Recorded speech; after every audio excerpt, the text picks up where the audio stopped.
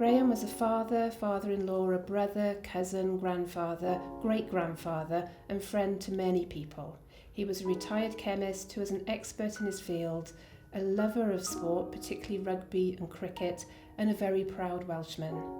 His family meant everything to him, and he was definitely the heart of his family. Graham lived with one of his daughters, and when lockdown started in early March, both of them started to self-isolate, just to keep him free from the risk of COVID.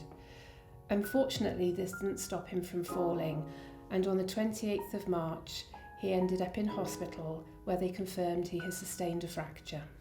The family were obviously anxious about him being in hospital and kept in close touch with the ward staff, making it clear that they would like him to come home as soon as it was appropriate for him. It was agreed that he would hopefully be discharged later on that week, and plans were made at home to keep his environment safe for him, moving furniture, moving his room around, stuff like that. His condition did not improve as quickly as we had hoped, and he developed pneumonia, and a few days later, on the 11th of April, we had the news that we had been dreading. He tested positive for COVID. During the period of his hospital stay, we had not been able to visit due to the visiting guidance in place at the time. Then we had this news, and then we were afraid that we would never see him again. That fear became reality when a few days later, on April the 15th, we were informed that he had died.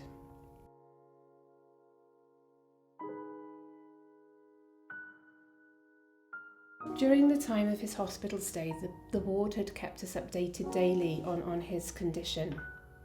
We even had a message from a friend of a colleague who worked in the hospital who was able to pop in and see him.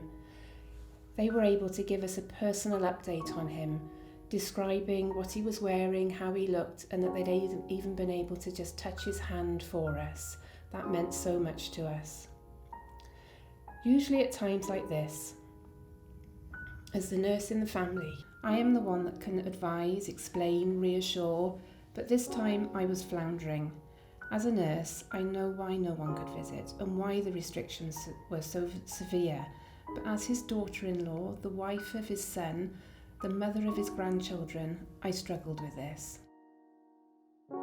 This generous-hearted, funny, clever, loving man who had given so much to his family and his friends had to be alone during his 3-week hospital stay, and he had to be alone when he died.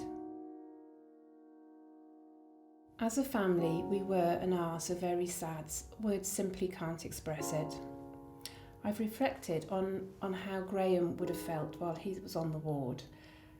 He would have really appreciated what all the staff did for him, and he was comfortable.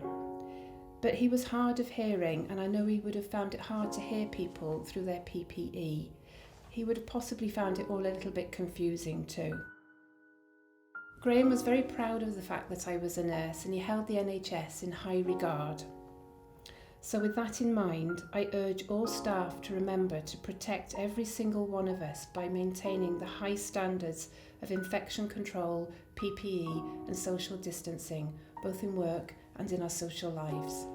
We weren't able to have the funeral that he deserved, so now we look forward to a moment when his family and friends can be together and remember and celebrate this very special man, Graham.